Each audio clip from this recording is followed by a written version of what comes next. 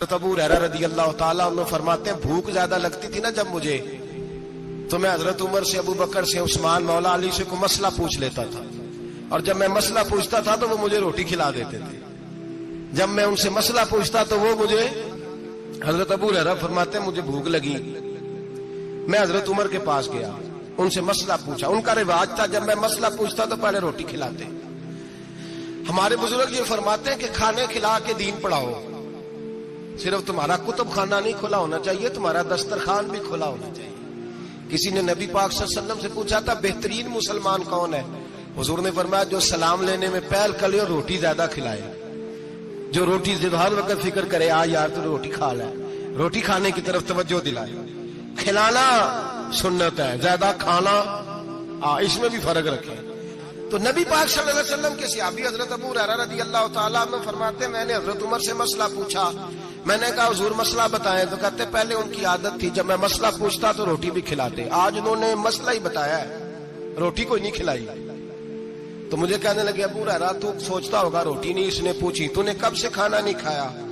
मैंने कहा आज सुबह से। तो जनाब उमर कहने लगे मैंने कल सुबह से नहीं खाया। चल अबू बकर सिद्दीक के घर मसला पूछते हैं। कहते जनाब सिद्दीक अकबर के दरवाजे पे गए, जाकर के उनसे मसला पूछा। उनकी भी आदत थी जब कोई मसला पूछने जाते तो दस्तरखान बिछा लेते, कहते आओ रोटी भी खिलाता हूँ मसले भी बताता हूँ। कहते गए तो उन्होंने भी मसला बताया, रोटी कोई ना पूछी। तो कहने लगे उमर अबू हुरैरा तुम लोगों ने कल परसों से नहीं ना खाया होगा। और अबू बकर को 4 दिन गुजर गए हैं, थोड़ा सा दूध मिला है या खजूर मिली है, रोटी कोई नहीं मिली। चलो दरे रसूल पे चलते, आओ हुजूर की बारगाह। कहते हैं नबी पाक की बारगाह में आए, हुजूर ने चेहरे देखे, करीम से मसला नहीं पूछना पड़ा। मेरे मुस्तफा करीम ने फरमाया भूख लगी हुई है तुम तीनों को? 3-4 दिन हो गए। अल्लाह के रसूल ने फरमाया मुझे पूरा हफ्ता हो गया है। सबब कुछ और है जिसको तो खुद समझता है। जवाल बंदा ए मोमिन का बेजरी से नहीं, भूख नुकसान का वजह नहीं बनी, वजह कोई और बनी है। रिश्वतें जो बाजार गर्म हुए हैं लूट मार के, ये रोटी के लिए नहीं, ये ज्यादा खाने के लिए, ये बैंक बैलेंस के लिए गर्म है। ये लूट मार का मकसद कोठियां बनाना है, रोटी का तो रब करीम का वादा है। जो रोज रोता है शाम को कि मेरा कारोबार कोई नहीं, असल में कहता है बंगला कोई नहीं, असल में कहता है कार कोई नहीं, पजारो कोई नहीं, रोटी तो अल्लाह अता फरमाता है, उसका वादा है। फरमाया हुजूर ने 3 दिन बीत गए, चलो। मेरा बेतकल्लफ सहाबी है अबुल हसन अंसारी, वो बड़े नसीब वाले होते हैं जिनको मेरे नबी पाक खुद कहते थे कि तेरी फलानी जिम्मेदारी है। इस जमाने का तो किसी को कह दिया जाए ये तेरी जिम्मेदारी है तो कहता है ये तो फटीके डालने लग गया, यहां से तो छुट्टी कर देनी चाहिए। खुश होते थे सहाबा के हमारी जिम्मेदारी लगी। कहते हैं हजरत अबुल हसन अंसारी के घर गए, नबी पाक ने फरमाया भूख बड़ी लगी है खाना ला। कहते हैं हुजूर ने उसे कहा तो उस आदमी को तो वजद ही हो गया। उसने कहा मेरे इतने नसीब कि हुजूर का ये खाना खिला। आओ देखो दुनिया वालों, आज जो सबसे ज्यादा इज्जत वाला है वो मेरा मेहमान बना हुआ है। फरमाते हैं वो दौड़े गए, बकरी उठाई, ज़िबा की, बीवी को कहने लगे रोटी तैयार कर। उधर खजूरें तोड़ी, अंगूर तोड़े, कहने लगे हुजूर आप जब तक तनावुल करें तब तक खाना पक जाता है। हजरत उमर कहते हैं रोटी पक के आई, बड़ा प्यारा गोश्त, बड़ा अच्छा सालन, बड़ा खूबसूरत खुलूस वाला खाना। फरमाते हैं मैंने बड़ा ही खाया। नबी पाक ने ना एक रोटी ली और छोटी चपाती, थोड़ा थोड़ा सालन कोनों से, और जब नबी पाक ने खा लिया तो हुजूर की आंखों में आंसू आए। हजरत अमर कहने लगे हुजूर रोए क्यों? नबी पाक ने फरमाया सोचता हूँ 7 दिन के फाके के बाद खाया है, पर डरता हूँ रब इसका हिसाब पूछेगा तो जवाब कैसे देना है, इसका हिसाब भी तो देना है ना जो खाया है। तो हजरत उमर फारूक के हाथ में कुछ चीज थी, जोर से जमीन पे मारी, का महबूबा 7 दिन के बाद भी रोटी खाए तो हिसाब देना है। नबी पाक फरमाने लगे उमर वो मालिक है ना, तो जब देता है तो हिसाब नहीं ले सकता, हिसाब तो देना है, हिसाब तो देना है, तैयारी रखो। सहाबा किराम फरमाते हमने इरादा किया कि आज के बाद हम फिर फाके करेंगे, कम खाएंगे, इसलिए कि हिसाब देना है। मेरे भाई वो फाका कशी करते थे, डरते थे। यहाँ तो लोग खा के बीमार है, खाते जा रहे हैं, सोते जा रहे हैं, खाते जा रहे हैं, सोते जा रहे हैं। ये भी वक्त आएगा रमजान शरीफ का, सवेरे दर्श पे आओ कहते नींद बड़ी आती है, सवेरे 2 सिपारे पढ़ के सोया करो कहते शाम नींद बड़ी आती है। फजर के बाद ही तो वक्त होता है अल्लाह अल्लाह करने का, शहरी का, کھاتے جا رہے ہیں سوتے. لوگ جماعت سے نماز نہیں پڑھتے سو جاتے ہیں, جماعت کا ثواب چھوڑ کے سو جائیں گے. بھائی رمضان مبارک میں فاقہ کشی کی ٹریننگ ہوتی ہے, فاقہ کشی کی تربیت لے رمضان میں, روکے اپنے آپ کو, تربیت ہوگی. روزہ ایک پریکٹس ہے, ایک مجاہدہ ہے, ایک جد و جہد ہے. جد و جہد کس چیز کی؟ اللہ کی رضا کے مطابق اپنے آپ کو ڈھالنے کی جد و جہد. صوم کا لغوی معنی ہوتا ہے رک جانا. حلال رزق سامنے پڑا ہے, حلال مشروب سامنے پڑا ہے, حلال رشتہ بیوی کا موجود ہے, لیکن ان سب چیزوں سے حالت روزہ میں رکنا, اللہ کی رضا کے لیے رکنا, اس کا نام روزہ ہے. نبی پاک علیہ السلام نے جوانوں کو حکم دیا ہے, یا معاشر الشباب, او جوانوں. یا رسول اللہ کیا حکم ہے؟ فرمایا یا نکاح کر لو اگر طاقت ہے, نہیں طاقت تو روزے رکھو. حضور روزے سے کیا ہوگا؟ فرمایا تمہارا نفس کچلا جائے گا, شیطان وسوسہ اندوزی نہیں کرے گا. حضرت جناب سیدنا جنید بغدادی, بغداد کے پیر سے کسی نے پوچھا تھا آج سے 1100-1200 سال پہلے, وہ تو زمانہ ویسے نیکی اور پرہیزگاری کا تھا, کہا بابا جی مرد اور عورت نیک ہو, بغیر پردے کے, بغیر حجاب کے, بغیر دیوار کے بیٹھ کر ایک دوسرے کو دین سکھا سکتے؟ حضرت صاحب بتائیے, مرد اور عورت نیک ہو تو بغیر پردے اور حجاب کے ایک دوسرے کو دین سکھا سکتے ہیں؟ تو حضرت جنید بغدادی فرمانے لگے سکھانے والا حسن بصری ہو اور سیکھنے والی رابعہ بصری ہو تو پھر بھی بغیر پردے کے بیٹھنے کی اجازت نہیں. تو مفتی صاحب کو اجازت کس نے دی؟ مولانا صاحب کو اجازت کس نے دی؟ بڑا وہ نہیں ہوتا جو ٹی وی پہ زیادہ آتا ہے, بڑا وہ ہوتا ہے جو رسول اللہ کے دین پہ عمل زیادہ کرتا ہے. حضرت عبداللہ ابن مسعود رضی اللہ تعالیٰ عنہ فرماتے زیادہ باتیں کرنے والا عالم نہیں ہوتا. حضور پھر عالم کون ہوتا ہے؟ فرمایا پڑھو قرآن, انما یخشی اللہ من عبادہ العلماء.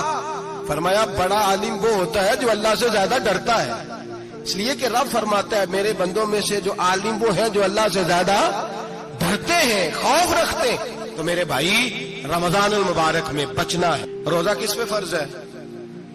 امیروں پہ کہ غریبوں پہ؟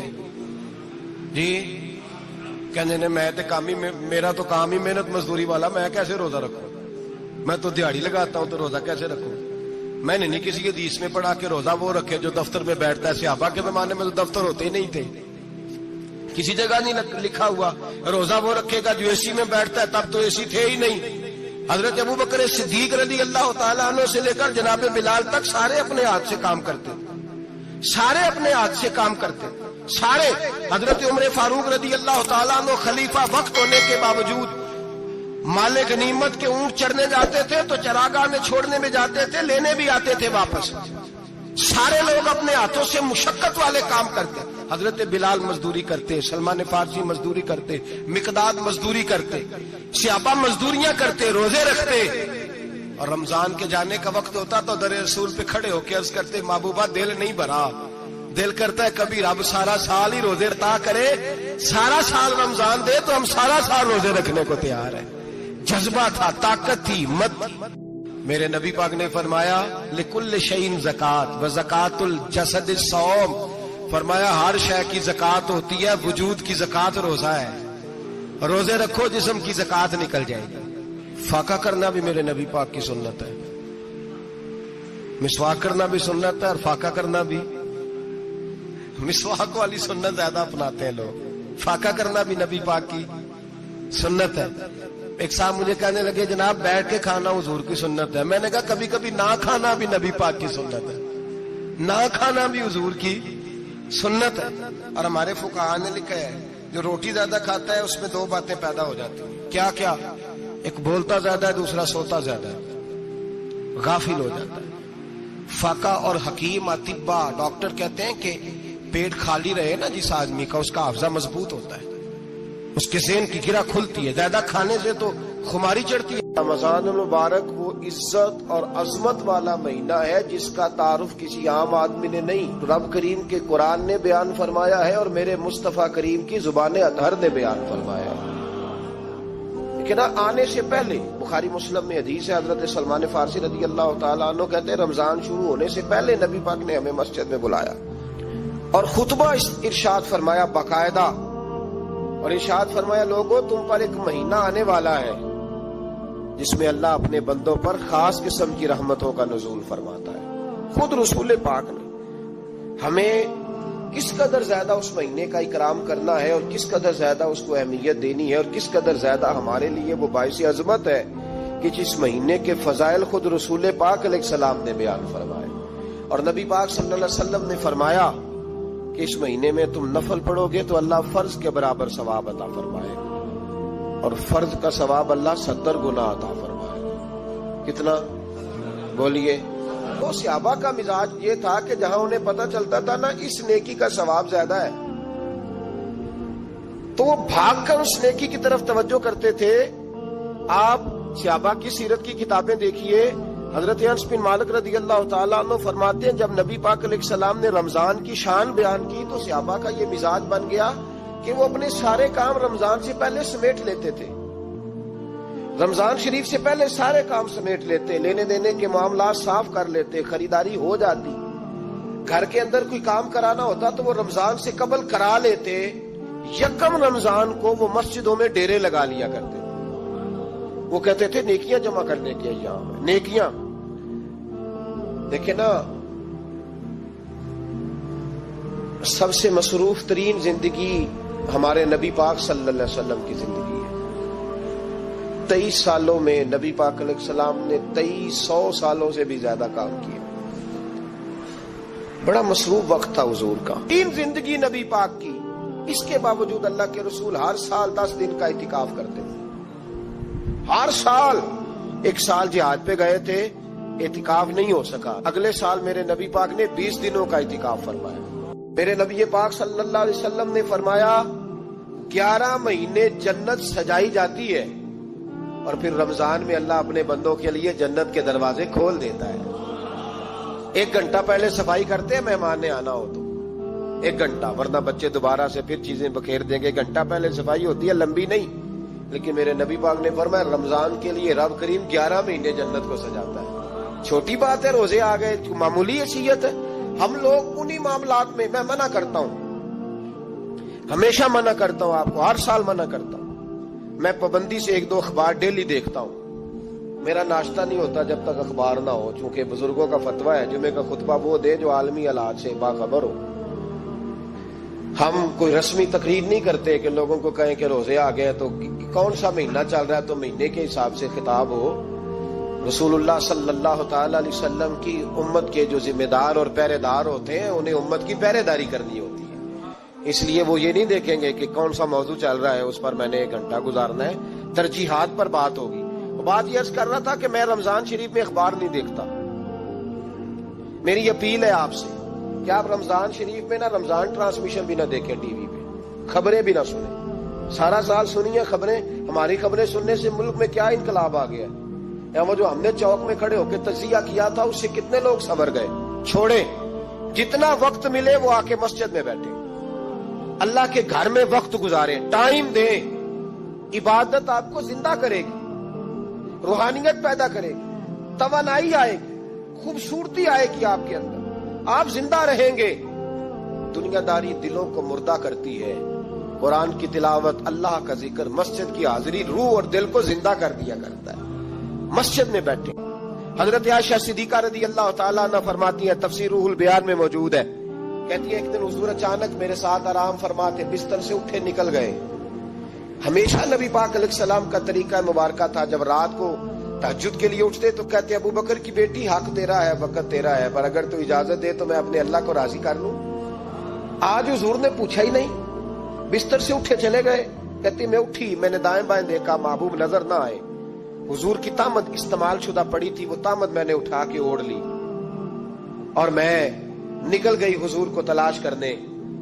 کہتی ہیں جب میں باہر گئی مسجد نبی شریف کے ساتھ جنت البقیع کی جانب، نبی پاک سجدے میں تھے، کہتی ہے میں گئی، تھوڑی دیر کھڑی ہوئی، حضور نے آہٹ سنی تو پوچھا تو کون ہے؟ میں نے کہا میں عائشہ ہوں۔ تو محبوب نے فرمایا یہ عائشہ کون ہے؟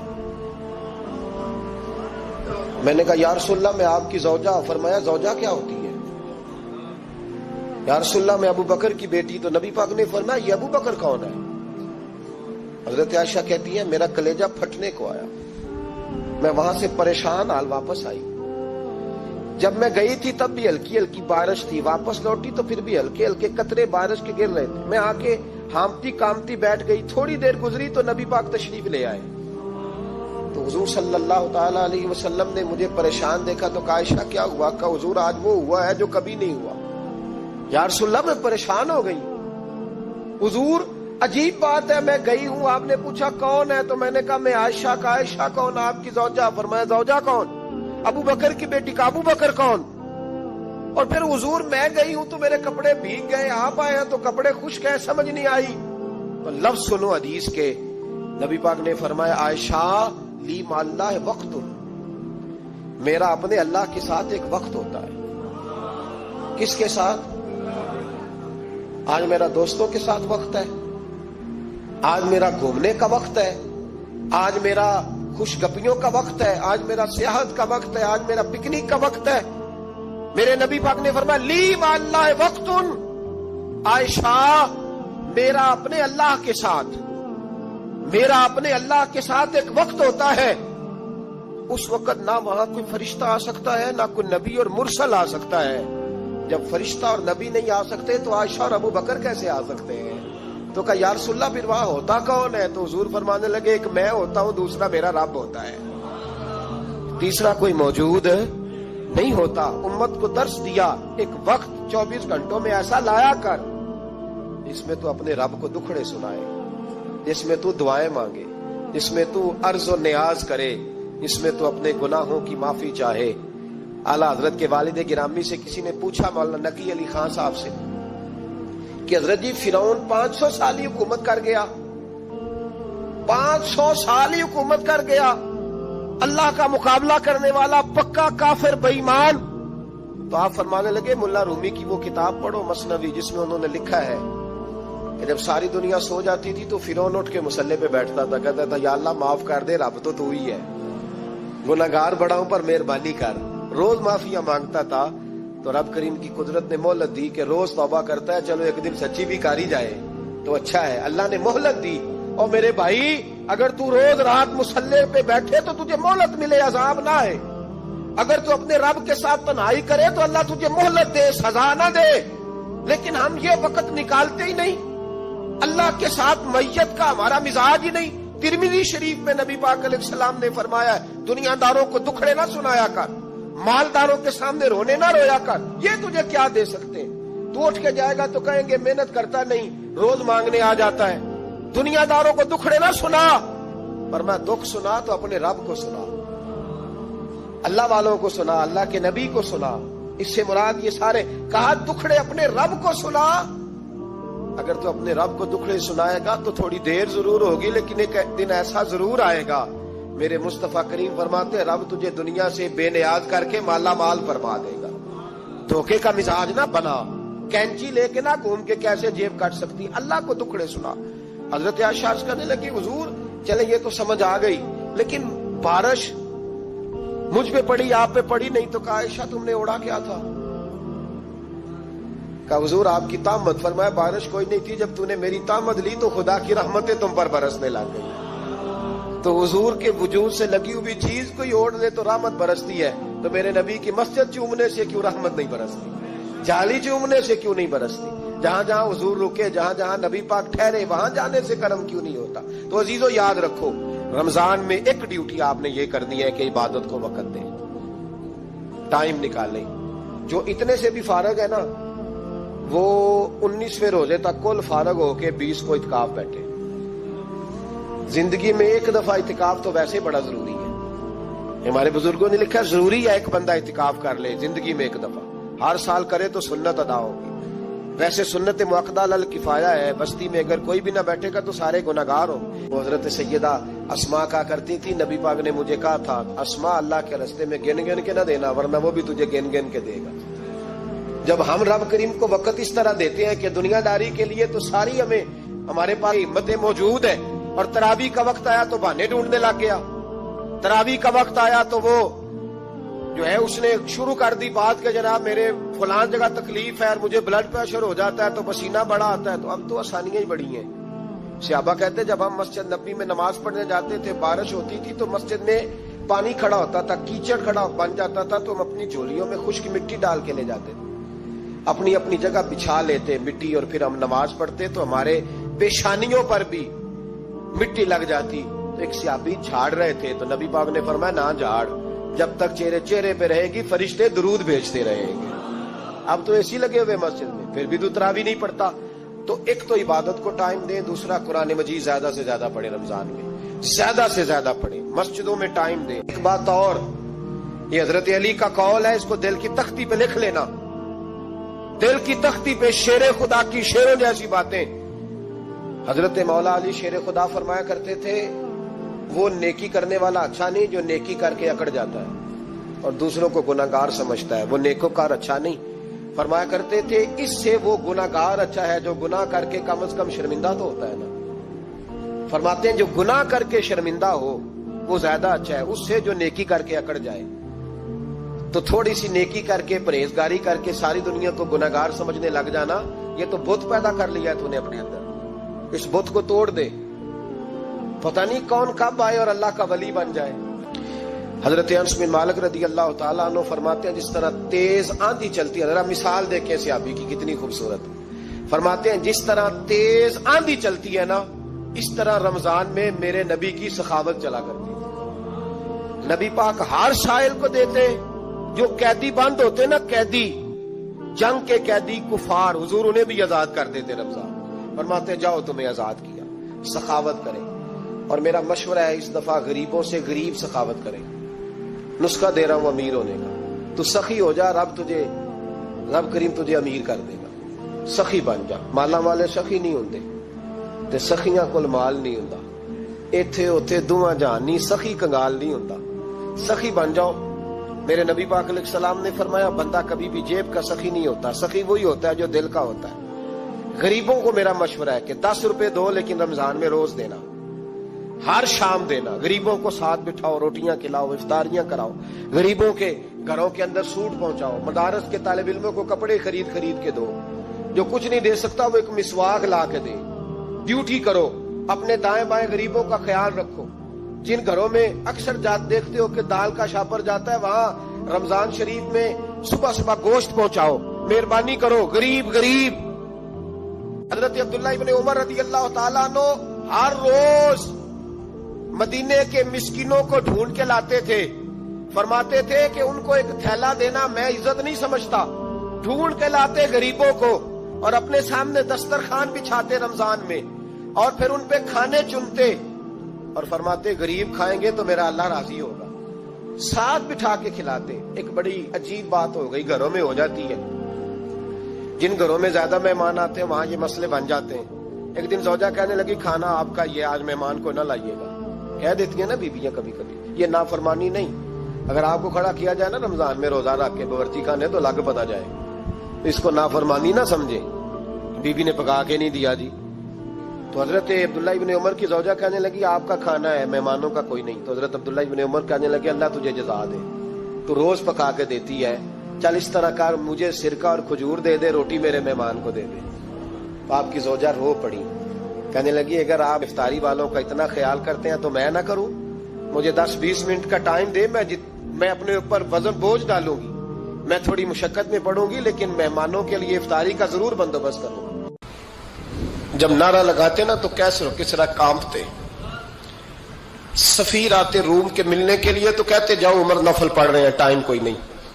ایک دن اندر میٹنگ ہو رہی تھی، حضرت عمر میٹنگ میں بیٹھے تھے، آپ کے بیٹے ملنے آئے عبداللہ ابن عمر، ابا جی اندر آ جاؤ، فرمایا دروازے پہ کھڑا ہو، میں ضروری بات کر رہا ہوں، اندر نہ آنا۔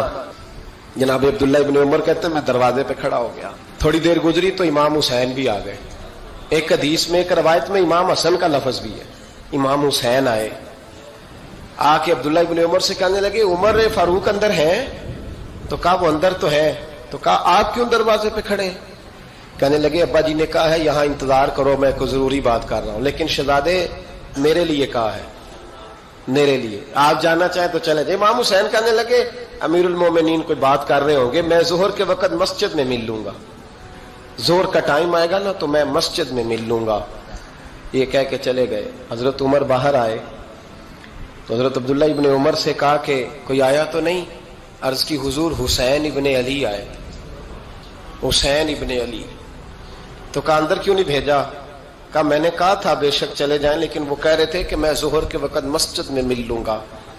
تو سیدنا عمر فاروق فرمانے لگے عبداللہ تجھے تیری مار ہوئے، حسین کو کیوں واپس بھیجا؟ پھر عمر دنیا داروں کے سامنے ڈٹنا، کھڑا ہونا عمر پہ ختم ہے، لیکن جو اندر کی بات ہے نا، روح کی، جو عقیدت کی بات ہے، جو وفا کا رشتہ ہے، اس کو کون سمجھے؟ یہ جو روح کی مجبوریاں ہیں، یہ جو وفا کی مجبوریاں ہیں، اسے لوگ کیا سمجھیں؟ انہیں کیا پتا کہ مرشد کے بیٹے کے پیر چومنے میں حسن کیا ہوتا ہے؟ انہیں کیا پتا کہ جب استاد کا بیٹا گھر میں آتا ہے تو دل کرتا ہے مکان بیچ کے اسے دے دیں، اس کے باپ کی نیکیاں بڑی ہیں۔ جناب عمر فاروق دوڑے گئے، امام حسین کے دروازے پہ دستک دی۔ امام حسین باہر رکھا، شہزادے یار ملنے آئے تھے، بغیر ملے کیوں آ گئے؟ عرض کی کہ آپ مصروف تھے، آپ کے اپنے بیٹے بھی دروازے پہ کھڑے تھے تو میں واپس آ گیا۔ امام حسین کہتے عمر جذبات میں آ گئے، سر سے پگڑی گر گئی، کہنے لگے حسین میرے بیٹے کا اور حسین کا کیا مقابلہ؟ کیا اس کی ماں کا نام فاطمہ الزہرا ہے؟ کیا اس کی نانی کا نام خدیجہ الکبریٰ ہے؟ کیا اس کے نانے کا نام محمد مصطفیٰ ہے؟ اور پھر سر سے پگڑی اتری تھی، اپنے بال زور سے پکڑ لیے، کہنے لگے حسین میں نا مکے میں اونٹ چرایا کرتا تھا اور ڈنڈوں سے مار کھاتا تھا اپنے باپ سے، یہ جو آج ساری دنیا میں عمر کے نعرے لگتے ہیں یہ تیرے نانے کا صدقہ ہے۔ شہزادے میری وفا اور میری وفا میں جب تیرا دل کرے نا توڑ کے آ جایا کر۔ عمر تو لوگ ایک دن امام حسین نے آگے نا جناب فاروق اعظم سے کہا، خطبہ دے رہے تھے بچوں کی تبھی شروع میں، پتہ نہیں کیا بات آئی امام حسین کے دل میں، کہنے لگے عمر نیچے اترو، یہ میرے نانا کا ممبر ہے۔ تو حضرت سیدنا عمر سنو، کبھی میرا بھی بچہ آ جائے تو میں کہتا ہوں اس کو پکڑو یار، بچوں کو تو نہیں نا جمعوں میں مطلب ذکر کیا جاتا، اترنا میرے نانے کا ممبر ہے۔ جناب عمر اتر کے نیچے کھڑے ہو گئے تو کہا جا کے اپنے نانے کے ممبر پہ بیٹھ۔ تو حضرت عمر رو پڑے، کہنے لگے شہزادے میرے نانے کا ممبر ہی کوئی نہیں ہے ہی نہیں، یہ ممبر یہ مصلی یہ تیرے نانے کی شان ہے، میرے نانے کا کوئی ممبر نہیں، تیرے ہی نانے کا ممبر ہے۔ تھوڑی دیر کھڑے رہے تو امام حسین کہنے لگے اچھا کوئی نہیں آپ کے نانے کا ممبر کا نہیں؟ کہا چلو پھر میرے نانے کے ممبر پہ بیٹھ جاؤ، چلو خیر ہے، کوئی نہیں آپ کے نانے کا؟ کہا نہیں۔ تو کہا کوئی نہیں پھر میرے نانے کے۔ جب حضرت عمر بیٹھے تو بڑا شاندار جملہ کہا، فرمانے لگے میں ممبر پر مرضی سے نہیں بیٹھا تھا، مجھے ابو بکر نے بٹھایا تھا، اور پھر حسین کے کہنے پہ میں اترا ہوں، اب مجھے حسین نے بٹھایا ہے، اب کسی کی جرأت ہے تو عمر کو اتار کے دکھائے، اب میں حسین کا تیری نسل پاک میں۔ یار کتنی بے شرمی کی بات ہے، لوگ امام حسین کو باغی کہے۔ حضور کا وصال ہوا نا تو امام حسن اور امام حسین کی عمریں ابھی 7 8 سال 9 سال کے بیچ تھی، تو حضرت مولا علی شیر خدا رضی اللہ تعالیٰ عنہ کے ساتھ امام حسن آئے مسجد میں، تو ممبر پہ بیٹھے ہوئے دیکھا حضرت ابوبکر صدیق کو، تو کہنے لگے نیچے اترنا میرے نانا کا ممبر ہے۔ بچوں کو بڑی پہچان ہوتی ہے نا ابا کے کپڑوں کی، سے پتہ ہوتا ہے کہ یہ میرے نانا کا ہے، یہ میرے نیچے اترو یہ ممبر میرے نانا کا ہے۔ تو حضرت علی المرتضیٰ نے جلدی سے پکڑا اور پکڑ کے فرمایا ذرا حسین حسن یہ کیا کہہ رہے ہو؟ اب دیکھیں نا بچہ یہاں کسی کا شور کرے تو میں آپ کو جمعہ چھوڑ کے بچے کی تھوڑی سنوں گا، میں کہوں گا کہ بھائی ٹھیک ہو گیا بچے کو لے جاؤ ذرا اسے پیچھے کرو جمعے کے بعد بات کرتے ہیں، لیکن وہ تھے نا رسول اللہ کے نواسے، اور حضرت ابوبکر صدیق عظمت اور شان کو سمجھتے تھے، انہوں نے کہا نیچے اتریے میرے نانے کا ممبر ہے۔